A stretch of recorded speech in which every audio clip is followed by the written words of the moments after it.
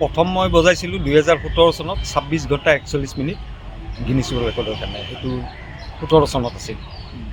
তাৰপিছত মোৰ ৰেকৰ্ডটো 5 বছৰ পিছত 2023ত ব্ৰেক কৰিলে ষ্টিফেন অলিভাৰ বুলি অষ্ট্ৰেলিয়াৰ এজনে।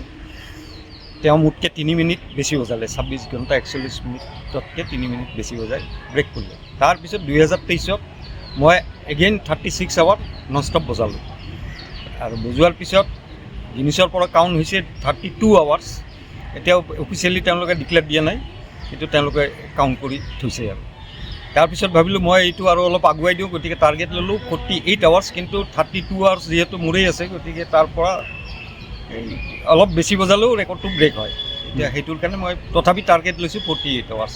ইয়াত এতিয়া গান ৰিপিট কৰিব নিদিয়ে, যিহেতু গান ৰিপিট কৰিব নিদিয়ে। প্ৰথমবাৰ বজাইছিলোঁ 800 গান, তাৰপিছতবাৰ বজাইছিলোঁ 1200 গান, এইবাৰ 1500 গান লৈছোঁ।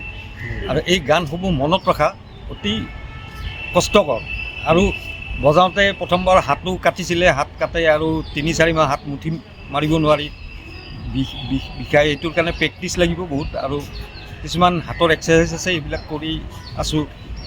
এতিয়া হাত কষ্টকৰ বস্তুটো বহুতখিনি।